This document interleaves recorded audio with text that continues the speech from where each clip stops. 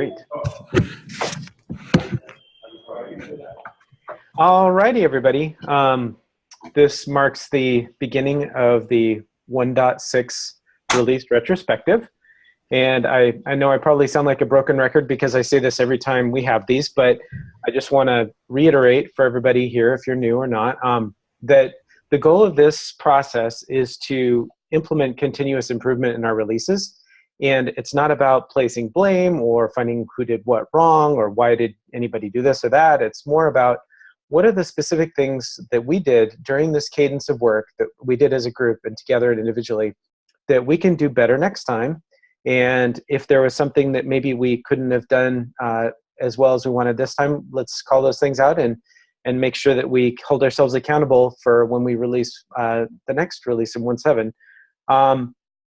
So to that end, at the beginning of the retro document, and I will paste it again because Zoom does not have retro chat for people who just joined. This document, the top there's a section called Working Agreements, and this is just simply our way of saying, for this meeting, these are the rules that we'd like to observe to make sure that we're productive and not having any kind of finger pointing or blame. And simply those are just that if you fill out a section in the retro document itself, just make sure that you put your initials by it. That way you can speak to it and maybe help add some color for the group. Please make any communication that you have, especially in terms of process or people, respectful. And by respectful, I mean that you are looking at the root cause of maybe what happened and less about particular failings or faults within people or processes. And I would request that when you're not speaking that you mute your microphone just so that we don't have errant noise making it hard for people to hear and speak. And lastly, let's respect the time boxes so that we can make this efficient and make the best use of everybody's time. So I'm doing, in my own spirit of continuous improvement, I'm experimenting with a tool that literally I found and installed today. Does the job, but essentially it'll give us a quick chance to vote as a group about how we feel things went or how we feel about things will go. And it uses the sort of agile technique of fist of 5, which is basically a closed fist means I have zero confidence and awesome. So there will be links as we get down through the retro process to click on the action link there, and that's a vote, and that'll allow us to do a vote after we finish each section and kind of get a feel for everybody's feelings on where we're at. So without further ado, what I like to do in the beginning is look. We said we were going to do in 1.5 in the retro, and did we actually do them? And as I was reviewing these, I was pretty impressed. There is a continuing track record of the community saying they're going to do something and doing it, and it's the improvement is very, very exciting to see. So what I'm going to do is just quickly skim down these things that we said we're going to do in 1.5 for 1.6. So one of the big ones was more non-Googlers and release-specific roles. Replace the release czar with a release team, and consider a feature burn-down meeting before code complete date. Improve release scripts to be able to be usable by non-Googlers, and publish locally builds to own download areas, image registries. I think that was maybe a question, but really it was about being able to improve the release scripts.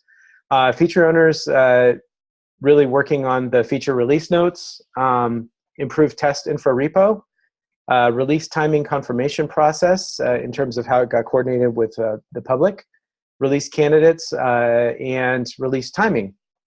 So what I feel like I'd like to open this up for just a minute to anybody in the room if you want to comment about some of these things, and just if you feel confident that we did some of these, or if some of these still exist as 7.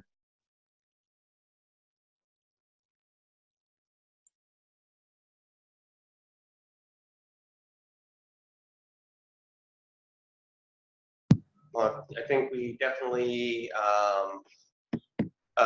opened up the bus to non-Googlers and release roles. Dan was the release manager. It was awesome. and we had a lot of participation from other companies in the community. So that was all pretty great. What I could say about that, the release scripts, it's still work in progress. Feature owners still need work. We still have the problem of having a bunch of outstanding or missing docs PRs towards the end of the release cycle. So it made it difficult for people to consume beta artifacts because there was not necessarily documentation ready describing what the new functionality was. Release notes were still difficult to generate. Spent a lot of time formatting and generating them at the end of the cycle. I think those were my thoughts on the initial things we said we would do last time. Dan, do you have anything specifically? I think those are things we said we did last time. So just maybe going over the things that didn't really happen or the things that we did well. So yeah, I think that we did a pretty good job replacing the team just in terms of percentage with outside community members, which is a divergence from past releases. So I think that we did a good job there. We didn't really get to a place where the release scripts could be used by non-Googlers. Right now, I don't think anything has really changed there. So I think that's definitely something that we should carry into 1.7 and continue. Jason said speak up. Oh, sorry. So I think that we didn't get to the place where release scripts could be used by non-Googlers. Currently, I don't think much has changed there. So I think that needs to be a priority continuing.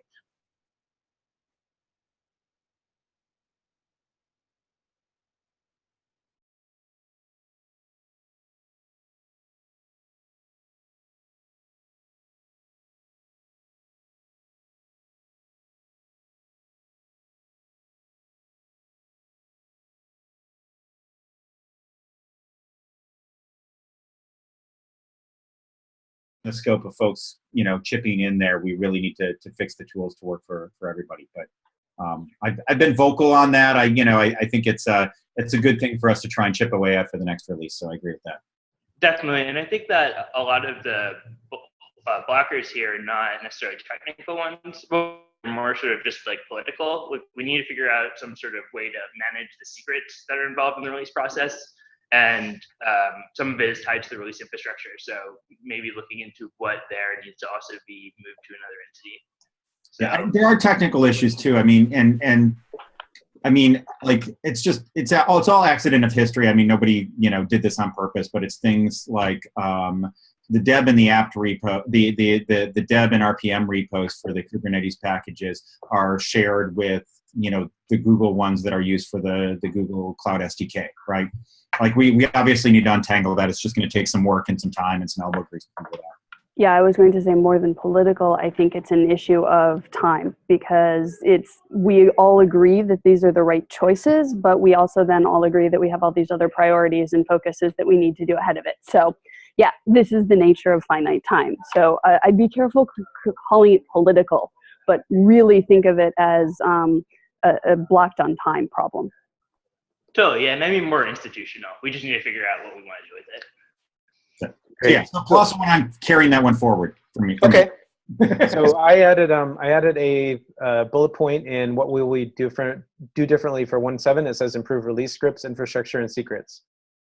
So if we want to add some to-dos at the bottom of the document when we are done here, that'd be great. So we're getting to the point now where we've sort of dug into what went well, or did we do what we were going to say we did. And there's a little button there that says action, vote. And what I'd like to do is I'd like to have everybody click on that, and hopefully this works, and sort of confirm either you strongly disagree or you have a range of feelings up to strongly agree about, I feel positive about how the 1.6 release went. So if you want to click on that. Are we doing the 1.6 release or with the retro? 1.6 release, okay. Just general feelings about it. And this sets the stage for how we want to handle this feedback. Okay. Oh, I skipped ahead. I'm sorry. Yep, oh, no. That's why I was. Oh, no. Did we do what we wanted in Sorry. the 1.5 retro? Okay. Reset. Sorry, everybody. Let's try this again. How does everybody feel about how did we do what we said we'd do for 1.5? And vote.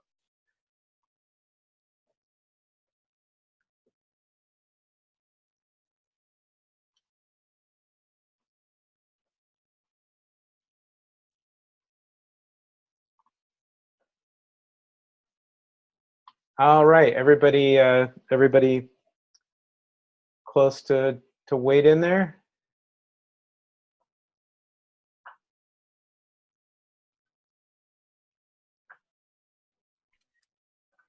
All right. That's actually pretty positive. That means that we're better than 50% of us feel that we're doing pretty good. That's Well, okay, I'm a little confused because there was agree, strongly agree, and then there was like medium. So the scale keeps changing here. Oh, it's just numerical or feeling. It's basically 0 to 4 or 1 to 5 or. I mean, because I feel like we did a fair number on that list, but not all of them. So I'm like, okay, is that agree? But then that actually. It's more the sentiment. Okay. We did what we said we would do. I agree that we did. I would not say I personally strongly agree. I think we missed some things, but that's okay. So again, this is experimental, highly experimental. I'm just hoping to try and get some aggregate way of capturing how people feel. So maybe the did we do this looks instead like we did all the things, we did most of the things, we did some of the things, we did none of the things, we really suck and should start over. Yep. And are the things here being like features that we said we would do, No. or that like the No, this is the did we do the things we agreed we wanted to change in the 1.5 retro? So we came up with a list of action items from the 1.5 retro. And what we're voting on right now is, did we actually act on those? There's a list of them in the release retrospective doc. Yeah. And this essentially is just, are these retros effective? Essentially, are we capturing things in these that we actually are doing? And I'd say that based on this, there's a pretty good indication that we're on the right track. We aren't perfect, as it turns out. We're human. No, what? Okay, so moving right along, so we don't fall too far behind in our time frame here. I'm going to go ahead and reset the votes on that. So let's take a look. This is my favorite part. I know that I'm supposed to like the improvements part, but I actually like it when we can give each other a pat on the back for some of the things we've done. So things that went well. It looks like Phil, are you here? Thought I saw him. Yeah. I think these things are pretty self-explanatory if he's not. So, but let's go ahead and go through these real quick. And if you have some to add here, go ahead.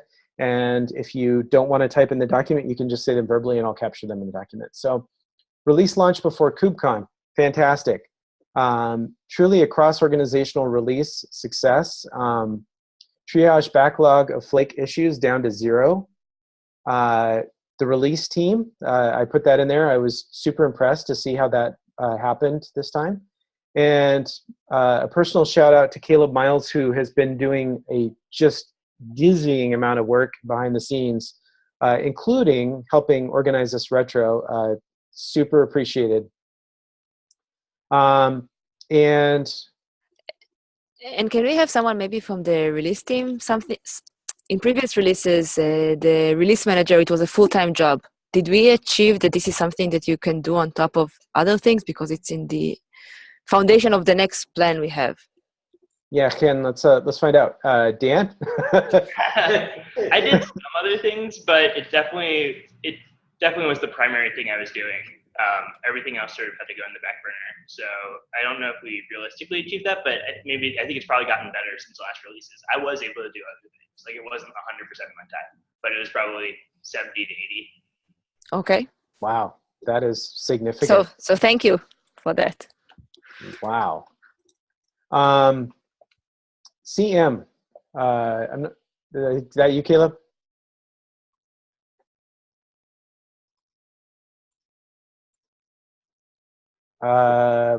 Yeah. Each Yeah, each release feels smoother than the last.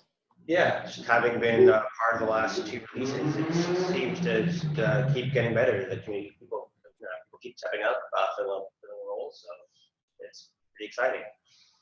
Great. And Flakes. Yeah, and yeah, once several people started beating the drum on Flakes, people, the community as a whole started really looking at it, which is amazing because it's one of the classic tragedy of the commons problems is having test specs across the entire project. So that was really encouraging to see. Great. Now I know a ton of people. I mean, Dan, you did amazing work in this, and thank you so much for that. That was quite an endeavor, and truly appreciated. I know I've heard a lot of really great feedback myself just from the community about what you did. So, are there other people that people in this meeting would like to recognize or call out as doing exceptional work?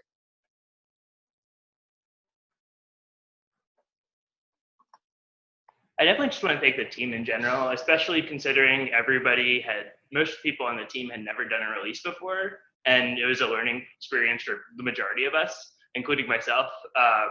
Everyone really just stepped up, and really when there needed to be things done, people figured out a way to do them. I was really impressed just by everyone. I think Saad also helped a lot in the background at being the 1.5 release manager, and so that's well worth saying thank you. Yeah, I work closely with Saad, and I also noticed that he would jump in quite a bit in and out of things, and I found that pretty commendable. I think Phil did way more than I did, so it's definitely all Phil. It's the Phil and Saad show.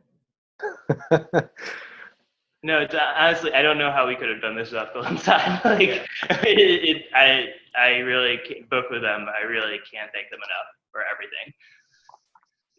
Do we, it might be something that we add in later in the document, that are there ways, can we capture in some way what was really helpful in the transition? So maybe things that were super counterintuitive, or things that maybe took longer to grok as you moved into the role from zero, so that we can help the next release team come up to speed faster.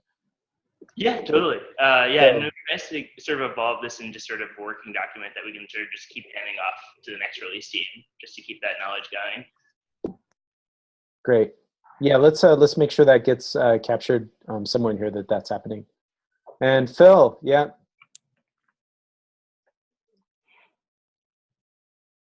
All right. Any other shout outs to things that went well?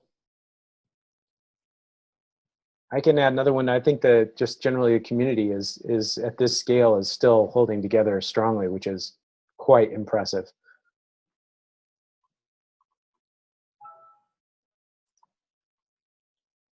Okay, let's move into things that could have gone better. Just reiterate, no blame. Really try and find the kernel of what could be improved without impugning anyone's work or character. So looks like, Justin, are you around? I'm here, yes. Fantastic. You've got the floor for the first bullet point. So in terms of not impugning, this is like in great credit to the release team. Like they made a release happen and it works despite the fact that basically they don't have a lot of say over what goes into a release. They have no ability to say that something should not go into a release if it's not ready. For example, they can't roll something back. I think we talked about like, what do we do if docs, we had like a checkbox at one stage where it's like, what do we do if the docs don't land in time? Do we roll it back? And it's like, no, we just wait longer, right? That to me stuck out as like something that, so I think it is a thankless task that does not have a lot of power, I guess would be a word, but the ability for the release team to say that feature isn't ready, to be the people that say like, should we put 8 features into this release, or should we, pace them over the next couple of releases? Some sort of more power to the release team would probably make for a better release, I would guess. Okay. Did you add that as an improvement, or something we should try and do differently? I will do that if there's consensus. How I'm guessing probably. Hi, this is Brian. Can you hear me? Yes. Yeah, Brian, got it. Yeah. Yeah. So I totally agree with that. And one thing that is an idea that has been bounced around a little bit is the idea of feature branches. One big problem we have is that people merge stuff directly into the master, and once it's in, it's very difficult to extract. I ripped things out in the past, but it's becoming harder and harder for anybody to do that. So I'll just throw that out there as an idea. Might be looking for someone to try it as an experiment with a feature. It obviously would have to go across multiple repos, at least the Kubernetes repo and kubernetes.github.io. But if we could put features into branches, review changes as they go in to those feature branches, and then make a go no-go call, I think some things would be a lot saner at release time. But I agree with pretty much everything that Justin said. Okay, great. Personally, release branches scare the hell out of me. Sorry, so it's here speaking about features. So I would secondly say Brian. So probably we may work deeper on this. So I also felt this question during Wadded 6 release regarding that the problem that some of the features were merged directly to master without any confirmation or something like that. So we have to work more on the feature branches and this process at all. Yeah, so this gets into a little bit of solutioning, and I think that this conversation should definitely happen. So I would say that if Brian and others feel strongly about feature branches as a proposal, let's write up a PR in community or something to that effect and capture that, because this sort of almost gets into the Emacs VI world about feature branches versus a dirty master. So let's definitely have a discussion about that, because I think there would be great. I think we more need a So can I get a word in here? I think related to this though is that an alternative to do this is actually find ways to break stuff out of core and actually have a release be drawn from a bunch of repos, which is something that we don't have support for. So I think an action on my item here would be to improve the release tooling so that we can do things like do a coordinated release across a bunch of components. It's not either or. Yeah. Yeah. So I'm a big proponent of multiple repos as well, but I don't think it at all addresses this particular issue. All right, I will. Yeah, I would highlight that our feature workflow process is still not finalized, so it's on the final stage, but it's still open. I suppose that we may discuss it directly with Brian and other people. So if you have any suggestions, the document is still open and the PR is still open. So please put your suggestions into 1.7 release, and we'll start moving with that. Could you do me a favor, Iquar, and put a link to that document in the retro somewhere? Yeah, sure. And actually, I will paste into our notes and to our meeting notes, and yeah. Okay, or you can put it in action items and say review this PR, because there's multiple people that are going to want to review that. Yeah, sure. Great, thank you so much. Our what could have gone better list is ballooning, which is good, but it also makes me worry that we're probably going to exceed our time box. So because we have a lot of things here, I'd like to kind of go through these rapidly as we can. So looks like Caleb, you've got the next thing about complexity and what's in flight. That was just to echo Justin's comment. It's just very difficult for the release team to manage so much complexity across the entire project. There's and related to that, it's very difficult to also figure out what's in flight at any one time. So making sure that everything arrives on the bus at the right time is difficult, just because we still have work to do to improve the communication and collaboration flows. Among so many people distributed in so many different time zones, so many different companies. It's just a hard problem. Yeah, that is a really hard problem. Dan, since you're there, do you want to just touch on the next one, the code freeze? Yeah. So I think one of the things that quickly became apparent was there was just no way for us to actually enforce code freeze. It'd be the kind of thing where we would go to bed. Most of the release teams in the United States, we go to bed, and then things would get put into the merge queue, and then they'd just get merged overnight, and we'd wake up to them being merged. So I think we just need to figure out a way to technically make code freeze enforceable. I think there's a couple strategies we could do that, but just some way to do that. And I'll add some of the strategies. So I have a question about that, Dan. So were people just putting the milestone label on the milestone on PRs just willy-nilly, or? It was sort of a mix. I think mostly it was just things would get LGTM that already had the milestone, and then they would get merged. Sometimes people would label it with the milestone. Is basically the situation that things were, slated for that milestone, and then at the last minute when you should be reviewing them, they kind of got LGTM'd without your awareness after the freeze. Yeah. So they just like overnight, and then or during the day, and then they would get put into the merge queue, and it gets impossible to manage just with the amount of things that are coming in. Okay, yeah. So I think some changes to governance about how the milestone gets used on PRs would help a lot there, because the submit queue does have a mechanism for gating, everything that doesn't have the milestone. So for sure, it doesn't make sense to use the milestone before the code freeze, for example. So yeah, we can take this outside this meeting, but I think there are some changes that we could do that would help there. Definitely, yeah. Great. I put that in and what we'll do differently at the bottom.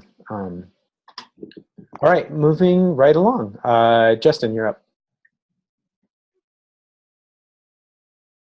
Yeah, so I think this is related again. It's like, it just seems like a lot of user impacting changes went into the one release, and we could consider that. But I feel like this is pretty much covered by what we just talked about, right? If the release team decides, if the release team has the power to decide that it is acceptable, and they decide that it is acceptable, then I think that's good enough. Okay. So that's a statement about the whole release, though, not just the last 3 weeks of it, right? Yes, very much so. It's like, I don't want to like pick on any particular things, but there are 3 significant changes that went into the release, and any one of them could have been enough for the users that have to implement them. And it is a lot for your users. Yeah, I think this ties into like characterizing changes as they're going in, as far as impacting users and action required and how it flows into release notes. If we're thinking about this holistically, we're saying as a result of this change, what is the user going to have to do? How is it going to impact them or break them? That ties together stuff throughout the release better, I hope. Yeah, so this kind of thing has been discussed in SIG PM with respect to the features process. So I suggest the SIG release and SIG PM have some kind of joint discussion about this, because I definitely agree that this is a challenge, and we somehow need to tie back like what realistically can be accomplished. I think tracking is definitely not sufficient. We also need some sort of due diligence on these things, like whether it's reasonable for all these things to try to push in at the same time. And we talked about this before, and simplifying the features template, making sure we have reviewers have agreed to vet the changes and things like that is part of that. But yeah, so we should set that up. Great. Phil, looks like you got a couple here. Yeah, I think there's postmortems and issues linked, but the first one was, and Joe probably could talk more about this, the kubeadmin breakage due to the node changes, and the fact that we weren't aware of that happening ahead of time. Like we can go into details on the PM there, but there's CNI had some breaking changes. Wasn't clear how to actually fix that. The fix ended up being worse than the cure, and we didn't catch it because it went in before the RC, and everybody was busy getting ready for KubeCon, and so they weren't able to test this stuff. This was all compounded by like the E2Es for kubeadmin broke, and as they came back on, nobody was checking them. So there was like, yeah. So is that there's always 12 things, right? I mean, where is the postmortem? And we should just have. I put a link on the doc. Yeah, there's a link. Yeah. So everybody should just go read the postmortem and make sure that it's complete, I guess. And thank you for running the postmortem, whoever did that, because that was Jacob. Jacob did that. Okay, Jacob, awesome. there's a couple more here, Phil. You want to cover those? Is upgrade testing manually caught some issues, so we're not at full automation just yet. We ended up running a flake triage war room during the final days to kind of pound down the final few. And the last one was just, we never went into cherry pick mode this release, or if we did, it was at just the very tip. And I guess I'd be interested in what other people thought about that, how it impacted them. So the merge key just stayed frozen the entire time. Yeah. Yeah, I think it got coupled to cutting the release candidate, which I don't think was agreed on, but just sort of happened. I think we need to reopen master earlier than we did. Yeah, so in the past, what we had done is we opened up master when the number of PRs we wanted to cherry pick dwindled to manageable levels. Like often we would cut the branch and then there would be hundreds and hundreds of PRs that needed to get would need to be cherry picked, so we just rolled forward instead. But once that got into like dozen per every couple days or something, then it seemed more practical to reopen. Right. I think that some of the signal noise ratio around how many blocking issues we actually had made it difficult to know how much remaining work we had. And so it wasn't clear if we had a lot of work left to do or not. Are the efforts around automation going to help with this, or is that something that needs a separate work effort? Automation of what? The flake triaging. I thought there was something that was going to be automated there. Is that not the case, or?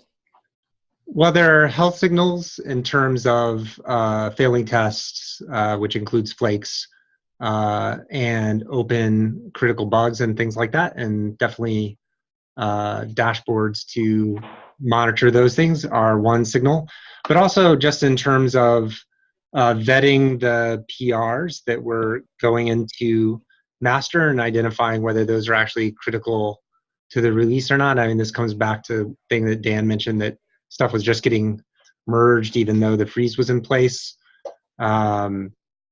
If we could just look at, if we could trust that the things getting merged were actually needed for the release, we could monitor the rate of merges. And once that started to dwindle to kind of more like things that would be feasible to cherry pick individually, then we could potentially open up master again. So I think automation could help, as well as some sort of process around vetting PRs to make sure the right things were going in. Okay, making a note of that.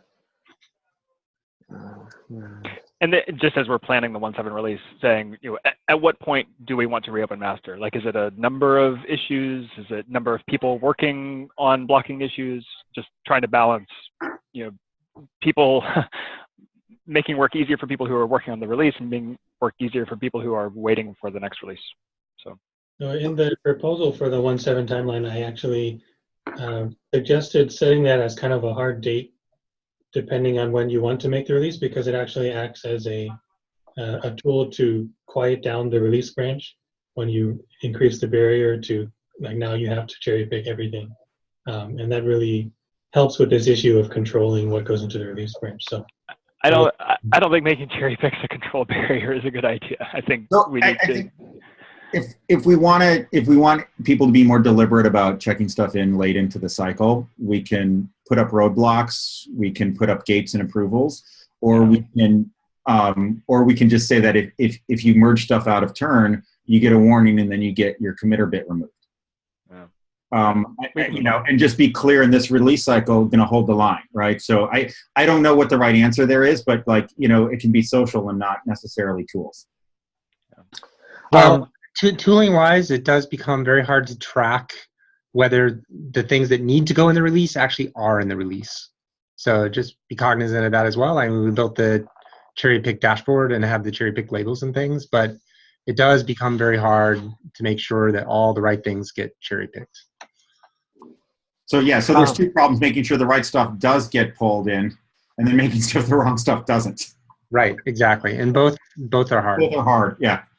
So just a time check here. We're at the time box for this discussion. Obviously, there's a lot more things here that go. So what I'd like to propose is that we continue through this list and try and in real time take the things out of our discussions here that we can move down to the what would we improve for 1.7. And if we need to, I don't want to do this, but schedule a second one specifically to talk about improvements for 1.7, or we do it offline. But I think it's important to continue reading through these things that could have gone better. Well, we talked about creating a release SIG. I suggest we carry on the discussion there. Okay. All right, so let's continue with the postmortem here. So it looks like there's some comments here from JL. Jordan. Jordan, right. So I can go through these pretty quickly. People can jump in if they want. There were multiple instances where there were bug fixes after code freeze. They weren't planned bug fixes. You know, the criteria that was laid out saying this is a time for stabilization and fixing bugs and blocking issues. And there was just disagreement over whether something was actually a bug fix or not. And it wasn't clear how to resolve that. If the kind of the technical judgment of the SIG lead or the tech lead or the component owner was that this was a bug fix that should block the release, and there was pushback from the release team, and it wasn't clear how to resolve that. Like who decides if a bug fix is a bug fix? Yeah, I think part of the problem here is it's really hard to know what is a bug fix.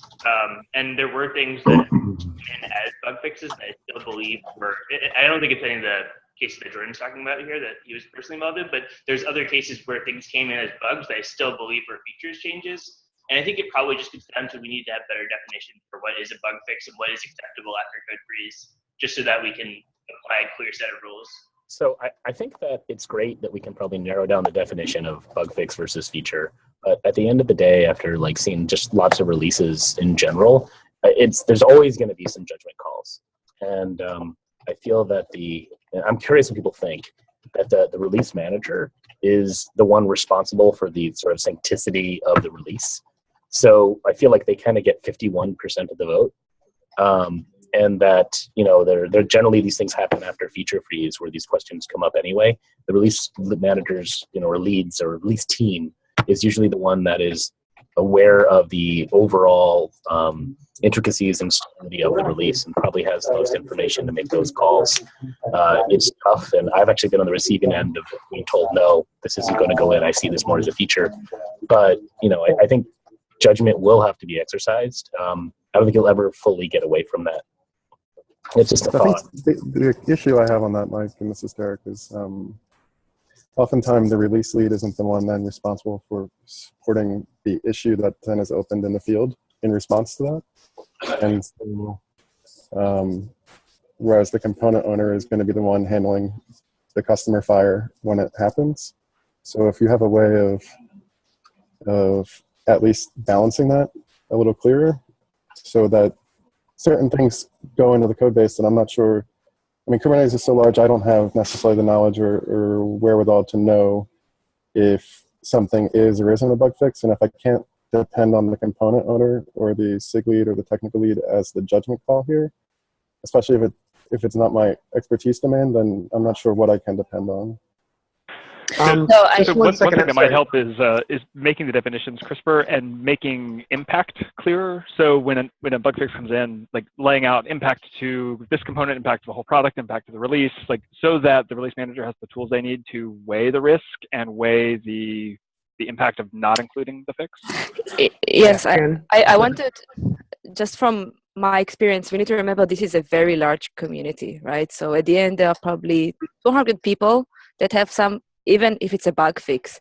So we decided at the end of 1.3, we decided we don't have blockers for releases, right? There is no features that block the release. So unless core functionality is not working, it might be that a new feature, for example, will have a limitation and it might be okay. So I'm in a +1 of, first of all, defining that criteria so it will be easier for people when they escalate, when they are doing an exception, how to document that, and also leaving that with the release team because they are at the end responsible, right? They are doing those almost 24/7, actually making sure the release is out. Which also ties to giving them more power. Yes. And Derek, I completely sympathize with you, and I understand your position, but also, the release folks are generally reasonable, and if they see something that's in the SIG that is going to be destabilizing that component, that's when you actually do escalate and you have these conversations. I'm hoping that it's a minority of items in the first place, and then from that minority, it's a further minority where this really hurts the stability of the system. Yeah, so I don't think we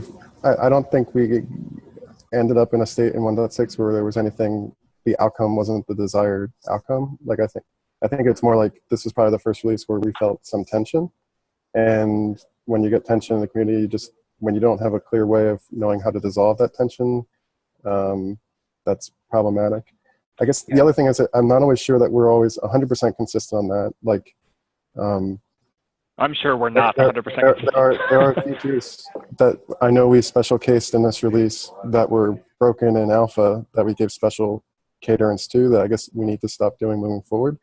And so like so I think we as a community, we're not always consistent on that. And so that does make it difficult to kind of toe the line when your legitimate bug fix gets rejected, but you see someone else getting different treatment. Like if it's consistent, it's easier to accept a no. Quick question. I remember I used a template. I think I asked for people to fill stuff in. I think I used it even for some bugs. I was curious if Dan used that same template or asked the same questions. You're talking about for exceptions or? Yeah, or generally bug fixes. I think asking what the rollback strategy for certain bug fixes were, what the impact if it didn't get accepted. Yeah, I mean, this sounds like a good topic to delve into for the release SIG too. But I also think the exceptions process, as Derek said, just having, not at the moment of tension, trying to develop a process or figure out what is the right way to do this is probably also really helpful. It's not the right time to try to figure out the rules. And to answer your question, Phil, we didn't use that, but that sounds like it would be really helpful. So we should put that as a suggestion for the next release. Okay. We've beat that item to death. I can move on to the next one. Yes, please. Some of the process stuff changed kind of mid-release and maybe even towards the end of the release as far as what the bot was enforcing, the merge bot versus for the approve and LGTM tags and things. And I think some of the criteria were left over from previous releases about what was in or out at code freeze time.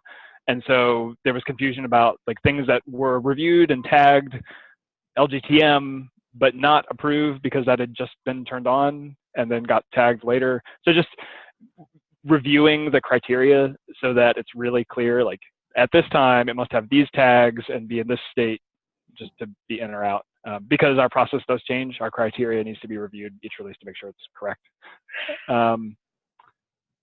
Can you put that in the improvements when you get a chance? Yeah, I'll copy that down. Thanks. The next one, during a lot of the burn down meetings, there was kind of general reviews of we have this many issues, and but maybe this is just me, but I'm used to calling names like so and so is responsible for status on this, so and so is responsible for status on this, and it didn't seem like as much of that happened, and there's just kind of a general, all right, let's just all look at the blocking issues. And when responsibility is distributed like that, it doesn't tend to work that well in my experience. Okay. Anything else? Not on that one. The next one, again, there's a lot of noise, and some of this was process changes, tracking things via milestones or via labels or via priorities or via who knows what. And I appreciate the difficulty of kind of changing process midstream, but there were a lot of bulk moving of issues into the milestone and considering things blocking. And I would like to prioritize how we track blocking issues early in the release so that we're not doing it at the very end of 1.7 again, saying, all right, we've got 600 issues we consider blocking. Everybody try to triage this list. And I think some of that was what made it hard to know when we could reopen master, because if you've got 20 blocking issues, yeah, you can reopen master. But if you've got 400, and that list isn't scrubbed, then it's really hard to know. Should we reopen master? I don't know. So I think that we also discussed this at the end of 1.6, that those burn down meetings of managing a release, like all of us are managing other product releases, need to happen all the time, right? From the beginning of 1.7, we need to track the status of the release so we can make decisions earlier. Yeah, so knowing how we should be using milestones, like even as we were triaging things at the end of 1.6, a lot of stuff just got bumped to 1.7. So now the 1.7 milestone contains tons of things, which I'm pretty sure we'd be happy releasing 1.7 without.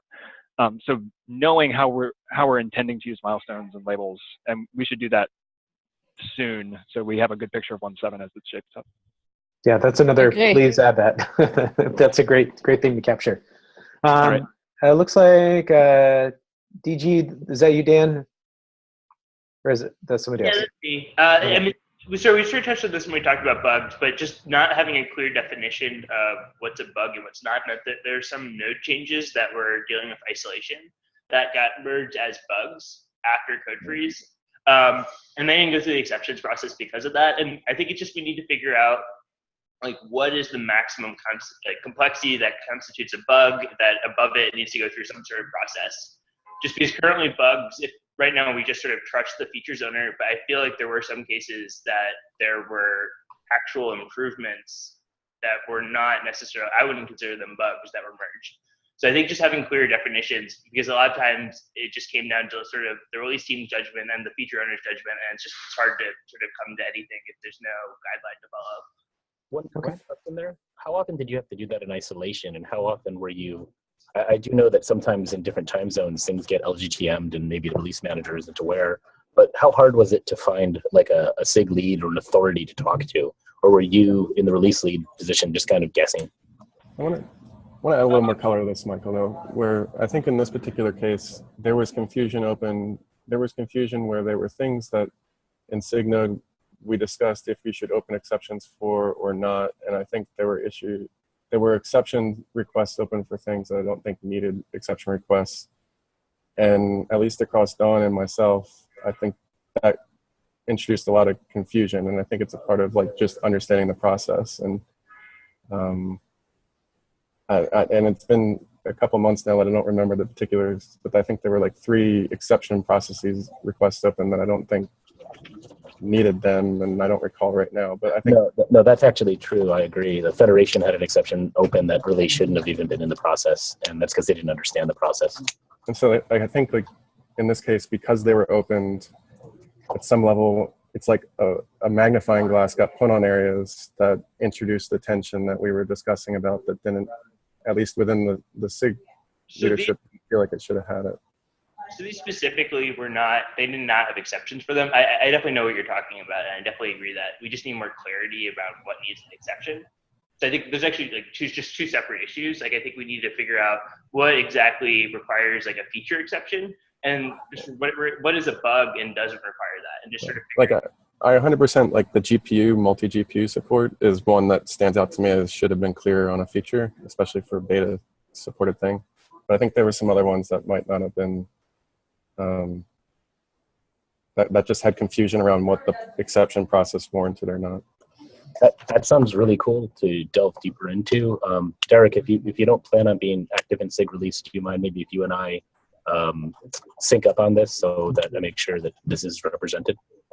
Sure. Okay, Thank you. And also, if you could just make a quick note in the doc under the 1.7 improvements plan, just generally covering those two cases. Derek, looks like you're next.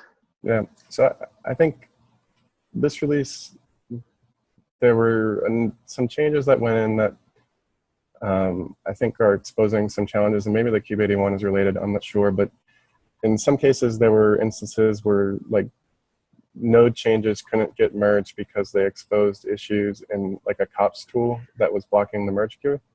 And so like in some ways it felt like you were powerless to know how to fix it or understand why it should be blocking.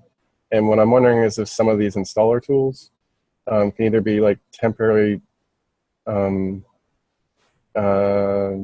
disabled for a period of time during the release so that until that SIG is able to respond to that feature change. Because right now it's like, it was surprising to me when trying to get some of the node allocatable and node C group topology stuff laid out that like it was exposing problems in an install tool. And I think it's ultimately good that it was clear that it was going to expose a problem in an install tool, but it kind of like introduced a schedule delay that like nobody had accounted for or couldn't see. And like if we could say, I know I disabled cops for 2 weeks or something, and we're not going to get the release out until it's back enabled, but like we understand why it's disabled, like having a way of doing that might be helpful.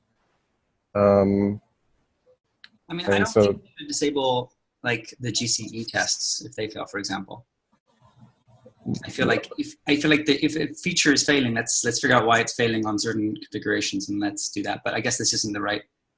Yeah, I think it was a surprise to me, right? And then I had not, when I think about like, in some ways, we're all contributing to an open source community, and like you dedicate time to things that then when you get these spikes, you get frustrated about. And I think having real ways of like saying this is a reasonable spike that we need to allow another SIG to go respond to, and as a consequence disable something or not, like it's something we should discuss.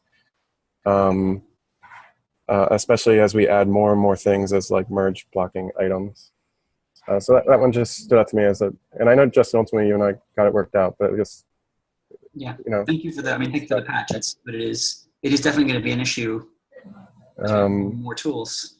And then I think the other issue I had here related to some of the node allocatable rollouts was sometimes there's a tendency that when like something goes in and it might have exposed a bug in a downstream test or PR, that the decision is to kind of disable the thing that fixed an underlying bug in favor of allowing the existing bug to continue to exist. And so that goes back to my idea of like I think whether it was cops doing something that didn't quite seem right and wanting me to have that be able to disable it until cops goes and fixes their problem, or in the rollout of the new C group topology, I think we discovered one of the E2E tests was leaking was leaking memory or something, or was leaking some resource I can't recall right now.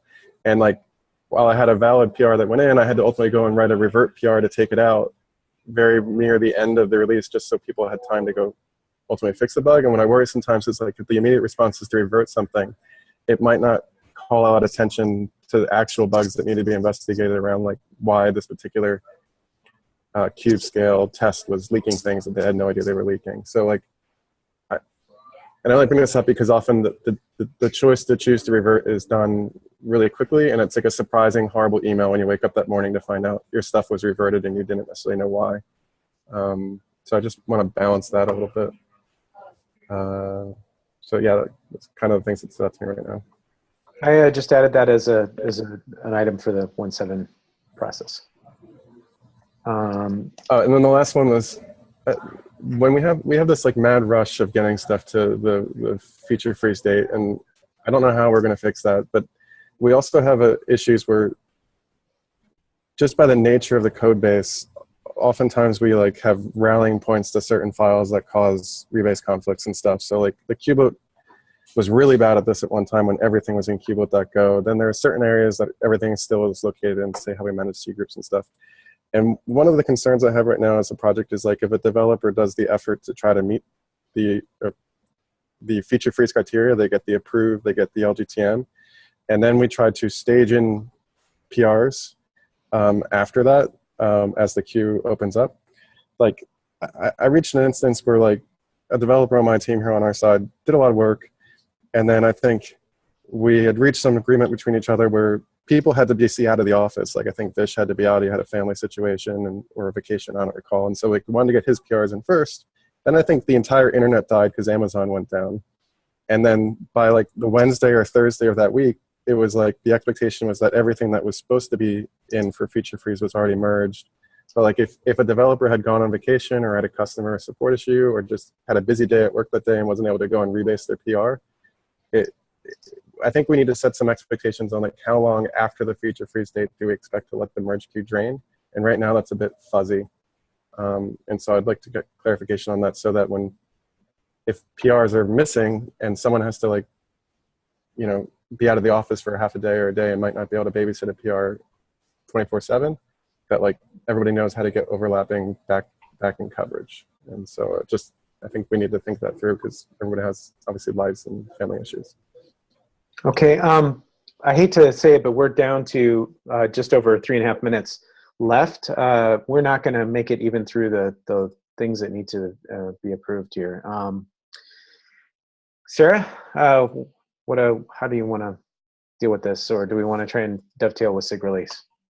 So I think it's a great way to bootstrap SIG release is to maybe schedule the first couple of SIG release meetings and plan to finish this retro, and then have the SIG release group bring back the action items for 1.7 to the community meeting. Does that seem like a reasonable balance on this? It does to me. Others? Sounds good. Any no votes? Loudly or in chat? Sounds like no no's, which is awesome. All right, that is great. Well, since we're sort of a stopping point here for a moment, if we could have everybody do the last, or the action here, which if you scroll down, it says, I feel positive about how the 1.6 release went, and vote if you strongly disagree, or if you go all the way to being strongly agree, just so we can get a blush of how people felt about 1.6. I think this is a very important bit of information to capture. And who is the lead for SIG release at this point? Do we have leads identified? I don't think we've got. I think it's premature to say that, isn't it? Or, I don't even think we've officially approved the charter.